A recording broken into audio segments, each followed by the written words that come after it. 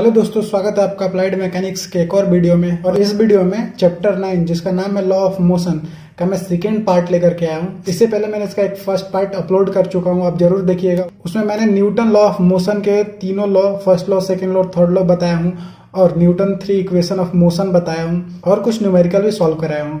इस पार्ट में मैं कुछ और टाइप्स के न्यूमेरिकल लेकर के आया हूँ इसी चैप्टर से रिलेटेड। तो जैसे पहला न्यूमेरिकल देख लेते हैं। बोल रहा है कि a man of mass 65 kg drive vertically downward into a swimming pool from a tower of 19.6 meter height. He was found to go into water up to 2 meter depth and then started rising. Neglecting the air resistance, find the resistance of water. बोल रहा है कि एक आदमी है, उसका मास है 65 kg और वो ऊपर से स्विमिंग पूल में ड्राइव कर रहा है, मतलब कि कूद रहा है। और जहां से कूद रहा है वो टावर का हाइट है 19.6 मीटर। ड्राइव करने के बाद पानी के अंदर 2 मीटर जाने के बाद वो ऊपर आना शुरू हो रहा है। तो उसका हमें पानी के साथ रेजिस्टेंस निकालना है और हमें एयर का रेजिस्टेंस नेग्लेक्ट करना है, यानी कि सिर्फ वाटर का रेजिस्टेंस निकालना है कि कितना है। गिवन डाटा, गिवन में क्या दिया है, इंसान का हमें मास दिया है, वो क्या है 65 kg है, यानी कि मास इज इक्वल टू, इसको एम से डिनोट करते हैं, वो दिया है 65 kg। वेट नहीं दिया, ये मास दिया है डायरेक्ट। टावर का हाइट दिया 19.6 मीटर, यानी कि एस से हम डिस्टेंस को डिनोट करते हैं, वो दिया है 19.6 मीटर। कंसीडर करते हैं कि पहले जो इंसान है वो टावर के ऊपर है, यानी कि वहां पर उसका मोशन क्या होगा, वो जीरो होगा, यानी कि उसका वहां पर इनिशियल वेलोसिटी जीरो होगा। तो वो पहले कंसीडर कर लेते हैं। लिखते हैं कि first of all consider the motion of the man from the top of the tower in case जो डिस्टेंस है वो वाटर से इंसान का कितना होगा, टावर का जितना हाइट है वो है कितना 19.6 मीटर और उसका initial velocity u is equal to क्या होगा, जीरो होगा, क्योंकि वो वहां पे खड़ा होगा। तो इसका हम फाइनल वेलोसिटी निकालेंगे। v इज इक्वल टू कितना होगा, जब पानी में आया होगा तो किस वेलोसिटी से आया होगा। तो यहाँ पर फॉर्मूला लगाएंगे, v square is equal to u square plus 2as और यहाँ पर a की जगह हम g लेंगे, क्योंकि यहाँ पर एक्सेलरेशन क्या होगा, ग्रेविटी लेना पड़ेगा। क्योंकि अगर टावर से नीचे डाउनवर्ड डायरेक्शन में कूद रहा है तो मैंने आपको इससे पहले पिछले वाले चैप्टर में बताया था, जब भी अपवर्ड टू डाउनवर्ड होता है फिर डाउनवर्ड टू अपवर्ड होता है, वहां पर acceleration is equal to gravity हो जाता है। तो फॉर्मूला चेंज हो जाएगा, यहाँ पर हो जाएगा v square is equal to u square plus 2gs। अब इस पे वैल्यू पुट करते हैं। भी फाइनल वेलोसिटी हमें निकालना है, तो भी square you square, initial velocity क्या दिया है, वो है इसका जीरो, तो यहाँ पर जीरो रखेंगे, जीरो का स्क्वायर प्लस 2 इंटू जी कितना होता है, ग्रेविटी का वैल्यू होता है 9.8 इंटू एस, डिस्टेंस कितना है, वो है इतना 19.6 मीटर, यानी कि भी स्क्वायर निकालूंगा तो हो जाएगा, ये तो जीरो हो जाएगा, फिर ये बचा 2 इंटू 9.8 इंटू 19.6, ये हो जाएगा 384.16। तो यहाँ से भी निकालेंगे तो भी इज इक्वल टू यहाँ पर स्क्वायर है, इधर आएगा तो रूट हो जाएगा 384.16, रूट से बाहर आ जाएगा तो भी इज इक्वल टू हो जाएगा 19.6 मीटर पर सेकेंड, यानी कि उसका वेलोसिटी निकला है कि इतने वेलोसिटी से वो ऊपर से नीचे डाउनवर्ड डायरेक्शन में आया है स्विमिंग पूल में। अब हम लोग कंसीडर करेंगे कि जब वो स्विमिंग पूल में आया है तो 2 मीटर तक अंदर गया है, फिर वो ऊपर आया है। तो यानी कि यहां पर बोल रहा है कि now consider motion of the man from the water surface up to the point in water from where he started rising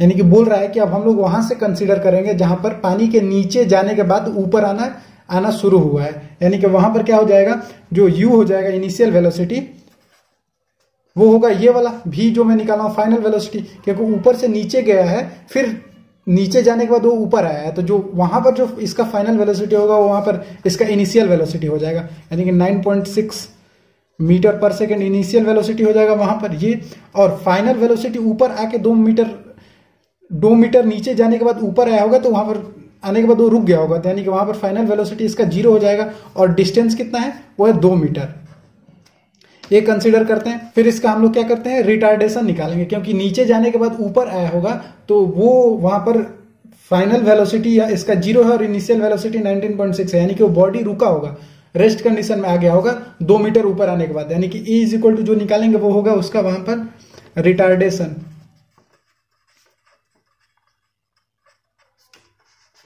due to water resistance. Formula इसमें रखेंगे v square is equal to, retardation है तो minus का use होगा, u square minus 2, और ए निकाल रहे हैं तो एस रख लेंगे, तो v कितना है इसका 0 है, तो 0 का square is equal to u कितना है 19.6 का स्क्वायर माइनस 2, ए हमें निकालना है और डिस्टेंस हमें दिया, वो दिया 2 मीटर, ये हो जाएगा 2, तो 0 का स्क्वायर 0 हो जाएगा, ये 19.6 है, इसका स्क्वायर होता है 384.16 माइनस ये 2 4 हो जाएगा, यानी कि 4a हो जाएगा ये। तो यहाँ से a निकालेंगे तो a is equal to minus है, इधर आएगा तो प्लस होगा, तो ये हो जाएगा 384.16 और ये मल्टीप्लाई है तो डिवाइड हो जाएगा 4 से, यानी कि a इज इक्वल टू यहाँ पर आया वो है 96.04 मीटर पर सेकेंड स्क्वायर। यहाँ पर एक्सेलरेशन या रिटार्डेशन है तो उसका यूनिट मीटर पर सेकेंड स्क्वायर होता है। अब हमें इसका क्या निकालना है, रेजिस्टेंस ऑफ वाटर निकालना है। रेजिस्टेंस ऑफ वाटर कितना रेजिस्टेंस आया होगा, यानी कि फोर्स निकालना है उसका कि वो उसमें वाटर में कितना फोर्स आया लगा होगा।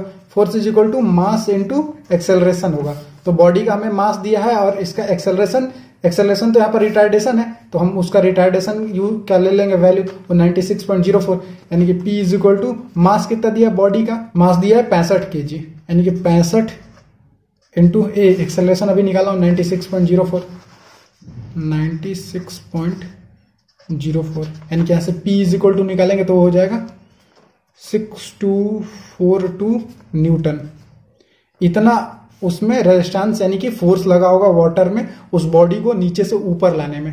ये हो गया फाइनल आंसर।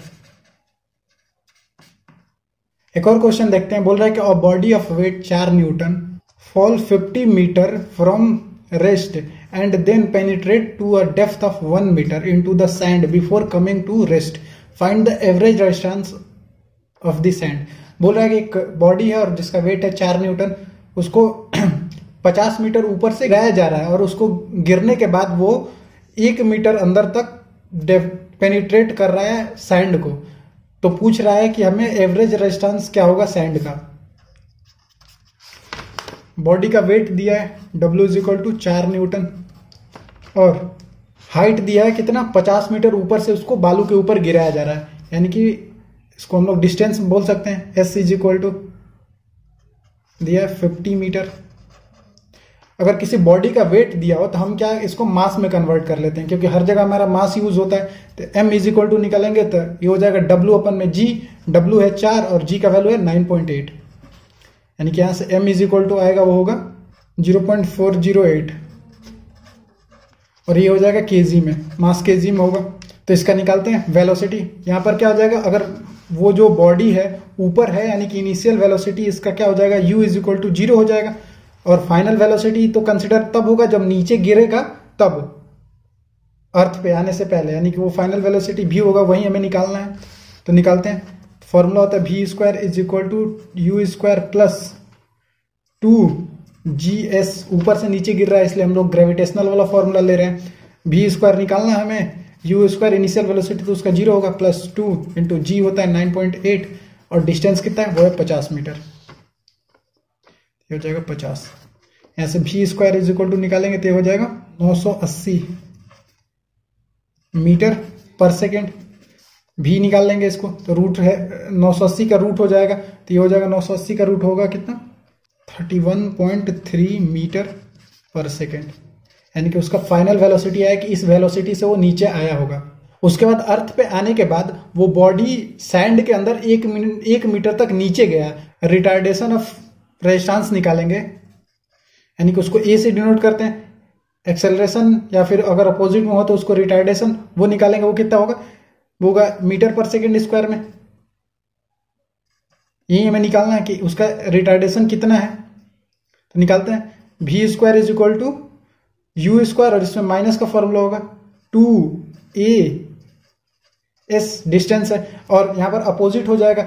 जो यहां पर v स्क्वायर था उसका फाइनल वेलोसिटी वो यहां पर इनिशियल वेलोसिटी हो जाएगा, और इसका फाइनल वेलोसिटी 0 हो जाएगा। यहां पर 0 का स्क्वायर हो जाएगा, इनिशियल वेलोसिटी यहां पर निकाला हूं 31.3 स्क्वायर माइनस 2 इंटू ए एक्सेलरेशन निकालना इंटू एस डिस्टेंस हमें दिया कितना है 1 मीटर, वो 1 मीटर। यहां से ए का वैल्यू निकालेंगे, ए इज इक्वल टू हो जाएगा 489.84 मीटर पर सेकेंड स्क्वायर। इतना हो जाएगा रिटार्डेशन। अब हमें रिटार्डेशन पता चल गया। पूछा है कि find the average resistance of sand, उसका एवरेज रेजिस्टेंस निकालना। अगर रेजिस्टेंस पूछता है तो direct P is equal to लिख करके F इंटू ए, इसका एवरेज रेजिस्टेंस निकालना है। तो एवरेज रेजिस्टेंस निकालने के लिए हमें इनर्शिया फोर्स निकालना पड़ता है कि उस पर कितना फोर्स लगा है। इनर्शिया फोर्स इसको Fi से डिनोट करते हैं, तो फोर्स इज इक्वल टू क्या होता है mass into acceleration, Newton second law से। और हमें पता है Fi is equal to mass कितना है उस बॉडी का, यहां पर निकाला हूं 0.408 kg, 0.408 इंटू एक्सेलरेशन अभी जस्ट निकाला हूं 489.84, 489.84, यानी कि यहां से Fi निकालेंगे inertia force is equal to हो जाएगा 199.85 न्यूटन। ये हो जाएगा इनर्शिया फोर्स। तो हमें resisting force on the earth निकालना है कि कितना फोर्स उस अर्थ पे गया लगा होगा ताकि वो 1 मीटर तक अंदर गया होगा। यानी कि हम रजिस्टिंग फोर्स जब निकालेंगे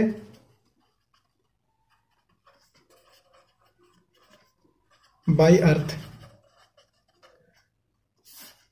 वो हो जाएगा P इज इक्वल टू, ये होता है inertia force Fi into weight होता है बॉडी का, बॉडी का वेट और उस पर इनर्शिया फोर्स कितना लग रहा है वो लगाएंगे तो निकलेगा रेजिस्टिंग फोर्स बाय अर्थ की, अर्थ के द्वारा कितना उसको फोर्स लगा है।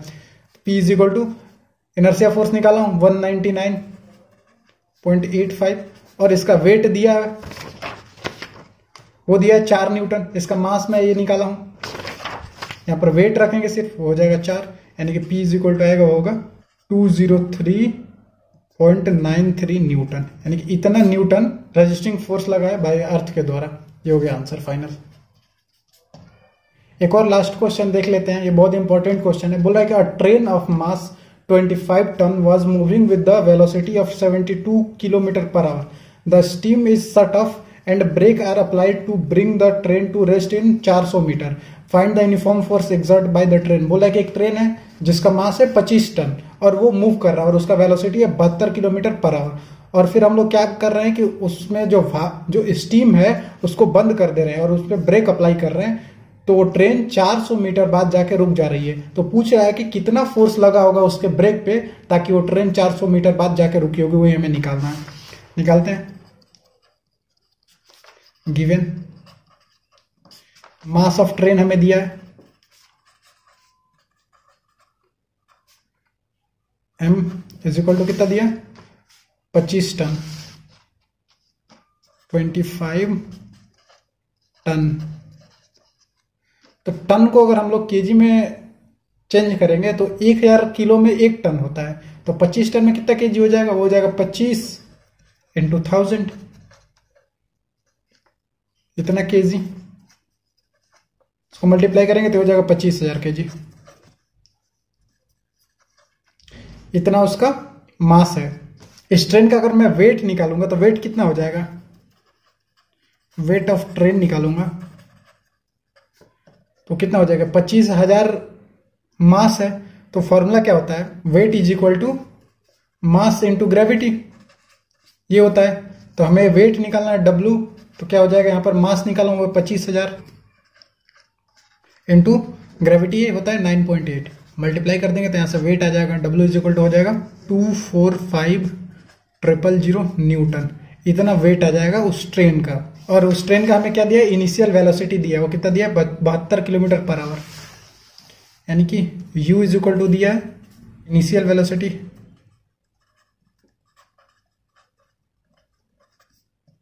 दिया 72 किलोमीटर पर आवर।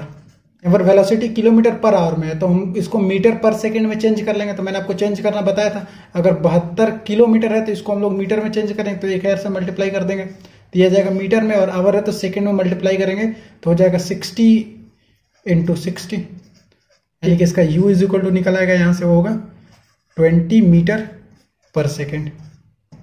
अब हमें क्या निकालना है कि ब्रेक पर कितना फोर्स अप्लाई होगा कि वो ट्रेन 400 मीटर दूर जाकर रुकी होगी, यानी कि since when brakes are applied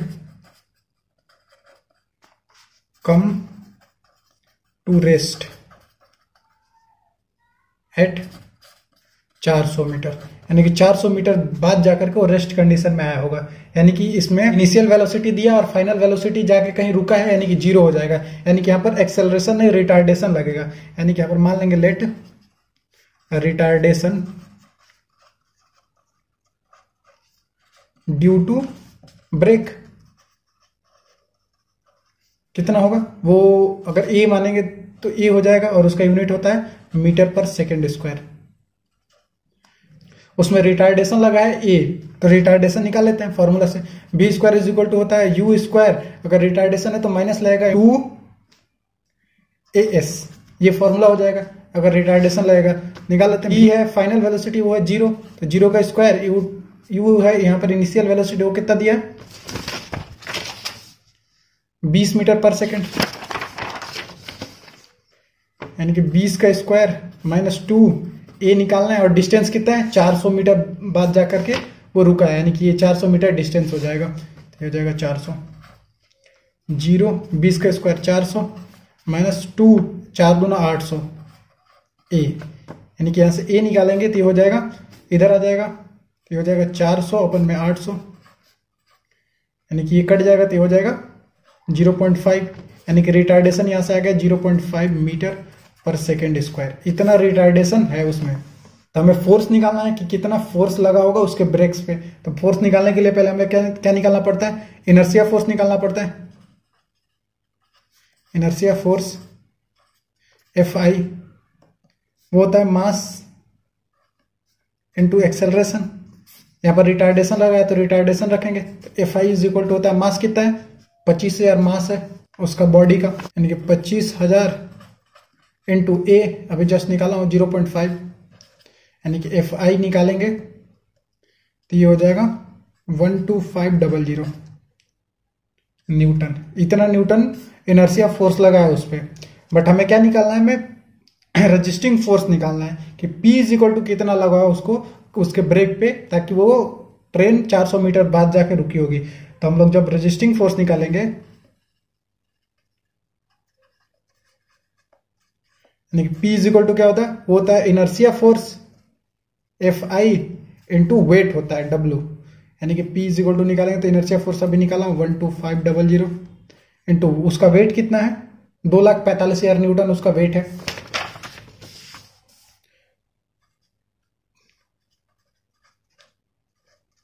in दोनों को मल्टीप्लाई करेंगे तो यहां से P का वैल्यू आ जाएगा, वो होगा 257,500 न्यूटन। इतना आ गया उस पर ब्रेक्स पे, इतना न्यूटन के फोर्स अप्लाई होंगे तो जाके ट्रेन 400 मीटर बाद जाके रुक जाएगी। ये हो गया आंसर। ये था इस चैप्टर का लास्ट क्वेश्चन। आई होप कि सारा न्यूमेरिकल आपको समझ में आया होगा। नेक्स्ट चैप्टर अप्लाइड मैकेनिक्स का लास्ट चैप्टर है जिसका नाम है वर्क पावर एंड एनर्जी। उसको मैं नेक्स्ट वीडियो में लेकर के आऊंगा। और अप्लाइड मैकेनिक्स खत्म होने के बाद मैं मैथ स्टार्ट करने वाला हूं। आप हमारे साथ बने रहिए। मैथ का मैं आपको एक एक टॉपिक बताऊंगा कि पॉलिटेक्निक में किस लेवल का मैथ पूछता है, उसमें कौन कौन से टॉपिक आते हैं मैथ में, वो मैं बताऊंगा। तो मिलते हैं नेक्स्ट वीडियो में, तब तक के लिए धन्यवाद।